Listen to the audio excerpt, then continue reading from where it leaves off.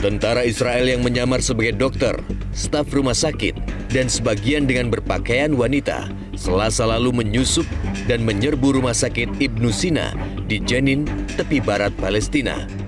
Dalam serangan yang terekam CCTV ini, tentara Israel membunuh 3 orang pejuang Palestina yang sedang dirawat. Serangan tentara Israel ini mengundang kecaman dari komunitas internasional yang menyebut serangan tersebut sebagai aksi main hakim sendiri. Ribuan aktivis lintas generasi Tegak Lurus Reformasi Kamis pagi menggelar ziarah ke makam 4 pahlawan reformasi di Taman Makam Pahlawan Tanah Kusir. Ziarah digelar untuk mengenang perjuangan keempat aktivis yang gugur pada peristiwa 98. Selain itu, aksi ini digelar untuk menyuarakan penolakan terhadap pelanggar HAM yang mencalonkan diri menjadi calon presiden 2024. Para aktivis yang hadir menggunakan kaos bertuliskan "Seret penculik ke penjara, bukan ke istana".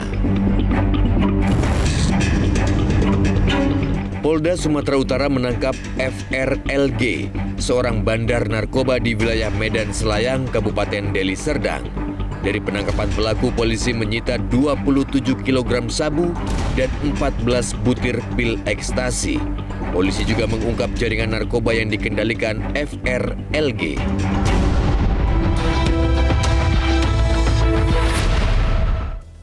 Pemirsa, itulah tadi sejumlah berita yang menjadi isu utama pekan ini. 3 berita yang menjadi perhatian diantaranya akan disajikan dalam Metro This Week.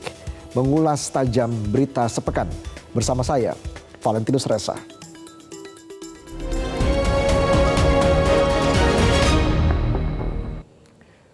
Menko Polhukam Mahfud MD Kamis lalu akhirnya resmi mundur dari jabatan Menko Polhukam. Sepekan sebelumnya dalam sebuah acara di Semarang, Cawapres nomor urut 3 ini sempat mengaku risih dengan penggunaan fasilitas negara oleh Menteri Kabinet untuk kepentingan pemenangan Capres nomor urut 2. Mundurnya Mahfud dinilai sejumlah pihak menunjukkan ada keretakan di tubuh Kabinet Presiden Jokowi.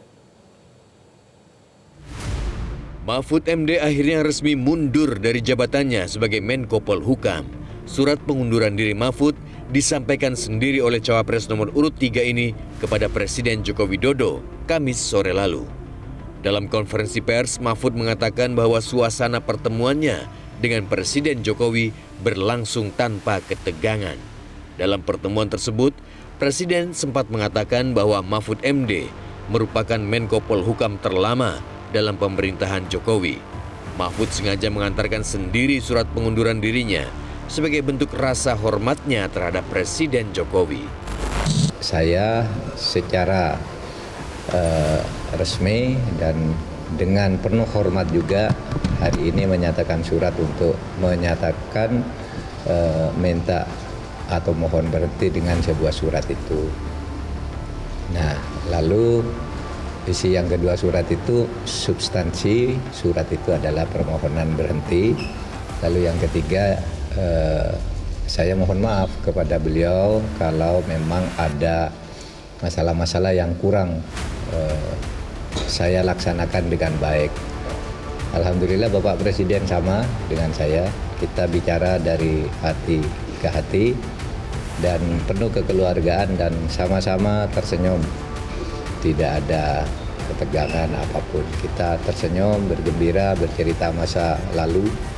Itu ketika kita mulai bekerja, bahkan Pak Presiden mengatakan Pak Mahfud ini adalah Menko Polhukam terlama dalam sepanjang pemerintahan Pak Jokowi.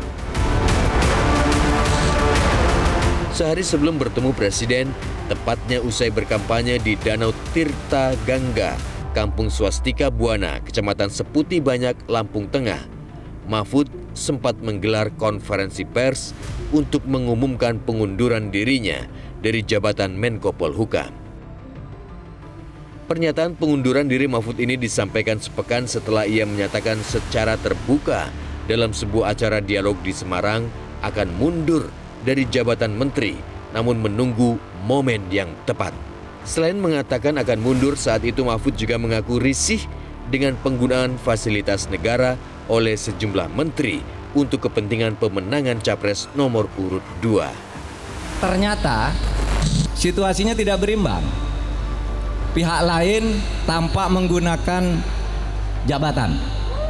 Betul. Jemput, diantar dan sebagainya. Malah yang terakhir ini menteri-menteri yang tidak ada kaitannya dengan politik juga sudah ikut tim sukses. Siapa itu? Singkat, ces gitu Bro. Iya kan? Betul. Oleh sebab itu, saya kira percontohan saya ya sudah cukup. Tinggal menunggu momentum karena ada sesuatu tugas negara yang harus saya jaga. Jangan sampai kacau apa yang sudah jadi, harus saya jaga dalam rangka transisi dan saya menghormati Presiden Jokowi. Pernyataan Mahfud saat itu ditafsirkan banyak pihak sebagai bentuk sindiran kepada sejumlah menteri di kabinet Jokowi Ma'ruf yang aktif berkampanye menggunakan fasilitas negara. Salah satu menteri yang merasa tersindir adalah Menteri Investasi Kepala BKPM, Bahlil Lahadalia. Bahlil membantah pernah menggunakan fasilitas negara selama mendukung pasangan Capres-Cawapres nomor urut 2, Prabowo Gibran. Bahlil dengan tegas juga menolak mundur dari kabinet. Gini, kita itu harus bisa membedakan mana kita menjadi tim kampanye, mana menjadi pemerintah. Kayak saya, jujur aja, saya dukung pasangan nomor 2. Tetapi saya bisa membedakan mana saya kerja untuk mendukung dan pemerintah. Kalian boleh cek di kantor ini, satu orang pun saya tidak pernah meminta mereka untuk ASN ikut saya. Dan saya tidak pernah memakai fasilitas negara untuk saya pakai di tim kampanye. Kalian boleh cek. Mundurnya Mahfud MD dari kabinet direspon positif sejumlah kalangan. Wakil Presiden ke-10 dan ke-12 RI Yusuf Kala menyebut langkah Mahfud yang mundur dari kabinet Jokowi sebagai hal yang baik. JK mempertanyakan, kapan Menteri Pertahanan Prabowo Subianto akan melakukan hal yang sama agar rakyat tidak bingung mengartikan tindakan Prabowo, apakah sedang berkampanye atau jalankan tugas sebagai Menhan. Mahfud MD. Mahfud MD itu itu bagus kan. Kita tunggu lagi Pak Menhan supaya jangan nanti orang bingung. Ini tugas kampanye, tugas kementerian ini dilakukan nih. Supaya dan juga lainnya lah, siapa saja. Sementara pakar hukum tata negara Zainal Arifin Mokhtar menilai langkah Mahfud MD untuk mundur dari jabatannya di kabinet patut ditiru oleh para menteri yang ikut kontestasi Pilpres 2024 maupun tim sukses. Menurut Zainal, pemerintahan akan terganggu jika menteri hanya sekedar mengajukan cuti. Nah, saya kira apa yang dilakukan Pak Mahfud ini harusnya menjadi contoh. Contoh itu pada beberapa level. Level pertama adalah tentu saja adalah level para menteri yang juga bertarung, ya kan? Kita tahu bahwa ada menteri yang ikut bertarung dalam proses kandidasi kali ini. Ini contoh yang menurut saya bagus dan harusnya dilakukan bersama. Yang kedua adalah menteri-menteri yang masih mewakafkan dirinya atau menyerahkan dirinya untuk ikut berkampanye. Saya kira otomatis ini pun juga berpotensi mengganggu sebenarnya. Sama kasusnya akan serupa, tapi ya serupa, beda-beda tipis lah dengan apa yang dilakukan oleh apa yang terjadi dengan Prof Mahfud. Karena kemudian kapan bisa dilakukan dia pribadi dan sebagai jabatan menteri, apalagi di tengah hingar-bingar sekian banyak sekarang laporan yang beredar bahwa sudah ada penekanan-penekanan yang dilakukan oleh kementerian tertentu terhadap pegawai-pegawainya gitu, untuk segera kemudian melakukan dukungan, termasuk mendukung kepada kandidat tertentu. Sementara itu pihak istana menyayangkan munculnya narasi yang menyebut Menteri Kabinet Indonesia Maju mulai tidak kompak hingga suasana bekerja tidak nyaman. Isu soal tidak solidnya Kabinet Jokowi sebelumnya dibeberkan oleh Sekjen PDI Perjuangan, Hasto Kristianto. Menurut Hasto, relasi antar menteri di Kabinet Jokowi saat ini sudah tidak nyaman. Informasi ketidaksolidan kabinet menurut Hasto diperoleh dari testimoni Menteri Sosial Tri Risma hari ini. Bahkan Bu Risma pun menceritakan sekarang ya suasana di dalam rapat kabinet, bahkan ketika mau rapat itu belum diperiksa. Ada unsur-unsur ketidaknyamanan. Tetapi tugas untuk rakyat bangsa dan negara harus melepaskan diri dari berbagai kenyamanan, karena untuk mengurus rakyat diperlukan integritas, diperlukan keteguhan dalam prinsip yang dilakukan oleh Bu Risma. Namun, narasi telah terjadi keretakan di kabinet, sebagaimana dibeberkan Hasto Kristianto, dibantah pihak istana. Menurut Koordinator Staf Khusus Presiden, Ari Dipayana, tidak ada suasana pemilu dalam rapat atau sidang kabinet. Menteri yang berasal dari latar belakang parpol yang mendukung masing-masing capres juga akrab dan berkomunikasi dengan baik. Pemirsa, kami akan kembali dengan informasi sejumlah guru besar Universitas Gadjah Mada merilis petisi mengkritik penyelewengan demokrasi yang dilakukan Presiden Joko Widodo. Usai jeda.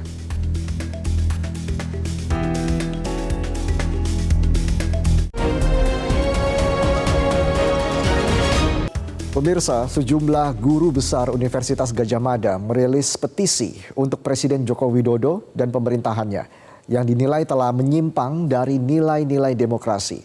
Para guru besar UGM meminta Presiden Jokowi kembali ke nilai-nilai demokrasi dan mendesak DPR RI mengambil sikap. Langkah Sivitas Akademika UGM ini diikuti banyak sivitas akademika dari sejumlah kampus lain.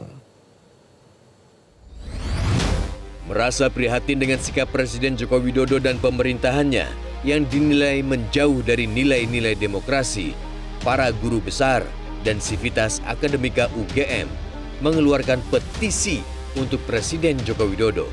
Petisi dibacakan guru besar UGM Profesor Kuncoro di Balerung UGM Rabu lalu.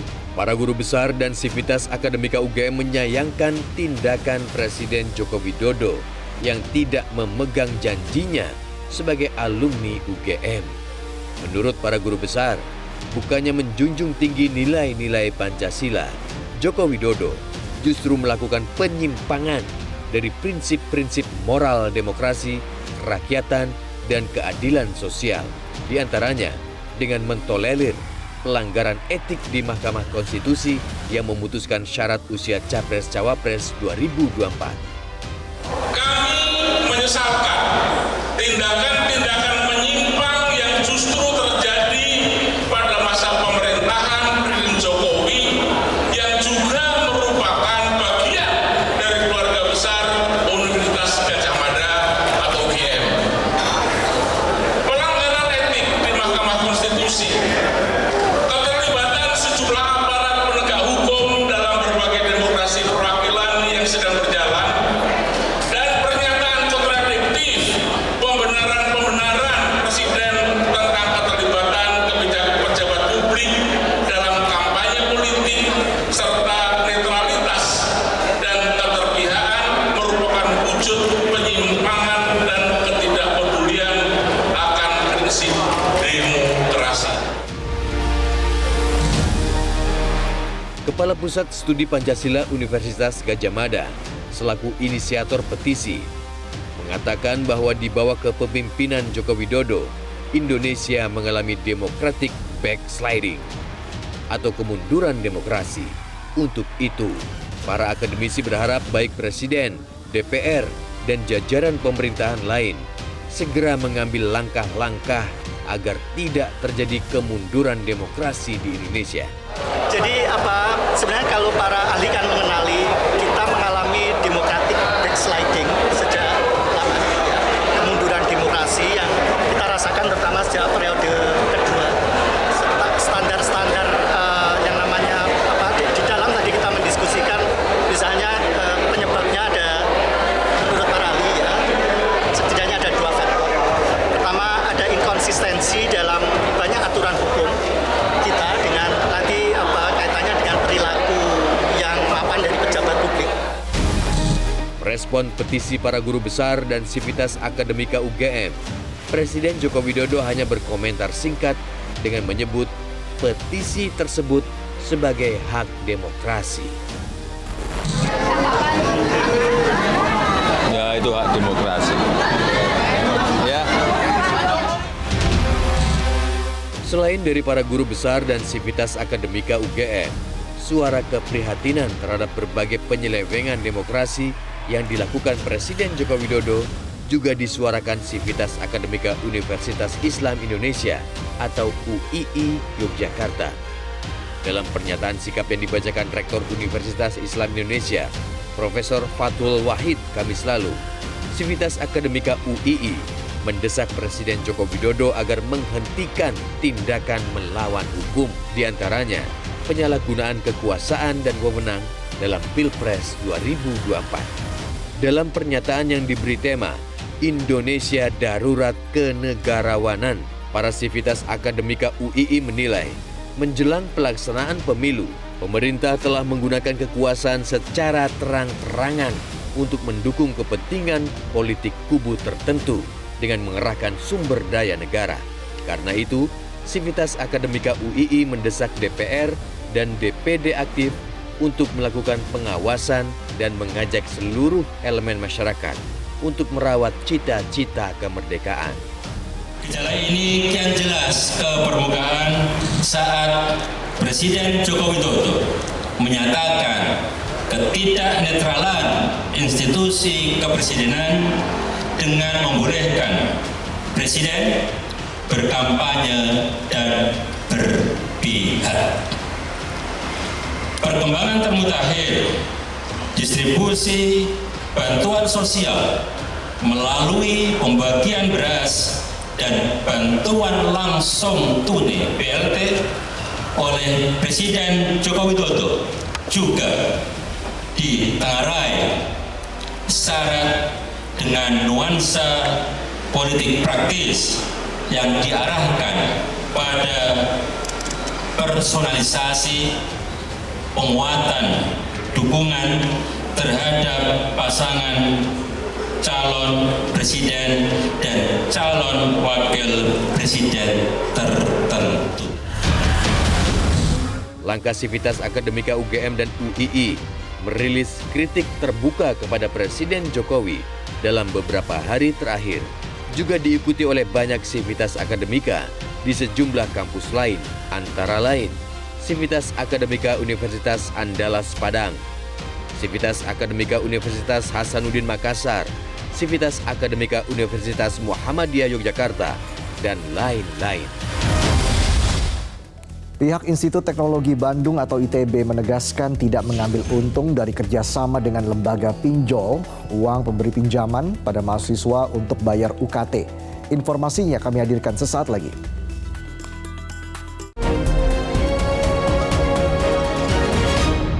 Pemirsa, menyusul terjadinya polemik terkait tawaran kampus ITB Bandung bagi mahasiswanya untuk membayar uang kuliah tunggal atau UKT dengan pinjaman online berbunga 20%, pihak manajemen kampus angkat bicara. Pihak ITB menegaskan tidak mengambil keuntungan dari kerjasama dengan lembaga dana keuangan bukan bank bernama Dana Cita tersebut. Pihak Institut Teknologi Bandung atau ITB angkat bicara soal polemik pembayaran uang kuliah tunggal, UKT, dan tawaran skema pembayaran melalui pinjaman online atau pinjol fintech Dana Cita. Wakil Rektor Bidang Keuangan Perencanaan dan Pengembangan ITB, Muhammad Abduh, Rabu lalu mengatakan ITB bermitra dengan Dana Cita yang menyediakan skema cicilan pembayaran UKT sejak Agustus 2023. Namun ITB menegaskan tidak mengambil keuntungan dari kerjasama tersebut. Menurut Muhammad Abduh, sedikitnya ada 10 mahasiswa yang menggunakan jasa pinjol Dana Cita. Mayoritas mahasiswa yang meminjam dana adalah mahasiswa pasca sarjana atau S2. Mungkin tolong jangan coba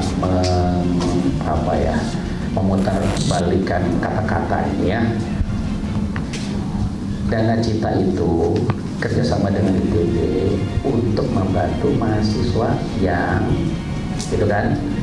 yang memiliki permasalahan keuangan, begitu kan? Nggak ada hubungannya dengan pemasukan untuk ITB. Pemasukan ITB yang ketika mahasiswa itu membayar. Dan sebagai informasi, yang meminjam pun tidak banyak, hanya 10 orang. Ya. Dengan baru-baru ini, begitu, dan semuanya baru-baru ini. Dan itu pun lebih banyak adalah mahasiswa pasca sarjana, bukan mahasiswa sarjana. Ya, adapun mahasiswa jaringannya pun adalah mahasiswa-mahasiswa yang memang UKT-nya tinggi. Jadi ini Dana Cita memang bukan pasarnya buat mahasiswa ataupun mahasiswa-mahasiswa yang memiliki ekonominya. Insya Allah kalau yang memiliki permasalahan ekonomi, UTB akan membantu dengan upaya-upaya yang sudah kita laksanakan. Sebelumnya, Senin lalu, ratusan mahasiswa ITB berunjuk rasa memprotes kerjasama Rektorat ITB dengan perusahaan jasa pinjaman online Dana Cita untuk pembayaran uang kuliah tunggal atau UKT bagi mahasiswa tidak mampu. Para mahasiswa melakukan long march dengan membawa poster kecaman menuju gedung Rektorat. Menurut keluarga mahasiswa ITB, saat ini 93 dari 137 mahasiswa yang masih menunggak uang kuliah tunggal dan terancam cuti atau berhenti kuliah, di mana sebagian uang tunggakan itu dibantu oleh alumni. Salah satu mahasiswa semester 8, Deovi Lentera mengatakan, pernah ditawari pihak kampus melalui website untuk membayar tunggakan yang semula Rp12.500.000 membengkak menjadi Rp18.500.000 melalui skema pinjol. Ini sangat memberatkan, kami telah mengusahakan ragam advokasi lainnya, namun Bapak Ibu Rektor masih belum mendengar, maka dari itu kami memutuskan untuk bisa turun aksi menggeruduk gedung Rektorat pada siang hari ini. Saya disarankan oleh siapa? Oleh langsung dari website akademik ya. Saya ada tulisan tunggakan sebesar 18,75 juta, apabila tidak bisa bayar mohon cuti. Lalu beberapa hari kemudian turunkan jadi 12,5 juta, jadi hanya semester sebelumnya. Karena kebetulan semester sebelumnya saya belum di cover beasiswa sama apapun lagi. Lalu beberapa hari kemudian baru muncul, apabila tidak bisa membayar disarankan untuk mengambil pinjaman melalui Dana Cita dicantumkan langsung di SIX, atau disarankan cuti. Di mana cuti juga bayar 50% UKT, jadi bayar 6,25 lagi. Duitnya dari mana lagi saya nggak tahu. Sebelumnya, media sosial X dihebohkan dengan postingan akun @ITBFest tentang kampus ITB yang menawarkan mahasiswa untuk membayar uang kuliah tunggal atau UKT menggunakan pinjaman online berbunga bernama Dana Cita. Pada pamflet yang tersebar, berisi informasi cicilan kuliah bulanan yang dikelola oleh pihak ketiga. Dalam selembaran tersebut, terdapat tawaran cicilan 6 hingga 12 bulan proses pengajuan tanpa DP dan tanpa jaminan apapun. ITB kemudian merilis pernyataan yang diwakili oleh Kepala Biro Komunikasi ITB, Naomi. Dalam rilisnya, Naomi menyebut ITB memang bekerja sama dengan lembaga keuangan bukan bank, yakni Dana Cita, yang bergerak di bidang pendidikan sejak Agustus 2023. Ia juga menegaskan bahwa kerjasama ini dilakukan dengan lembaga keuangan yang sudah mengantongi izin dari Otoritas Jasa Keuangan atau OJK.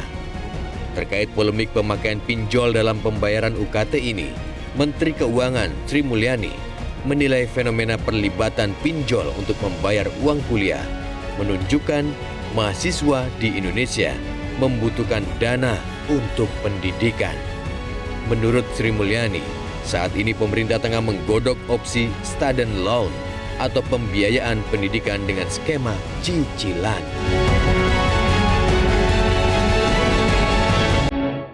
Dan usai sudah Metro This Week, pemirsa, saya Valentinus Reza, mewakili kerabat kerja yang bertugas mengucapkan terima kasih atas perhatian Anda.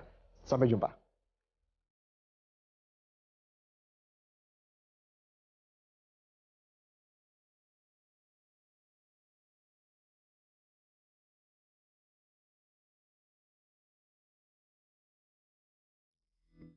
Jelajahi cara baru mendapatkan informasi. Download Metro TV Extend sekarang.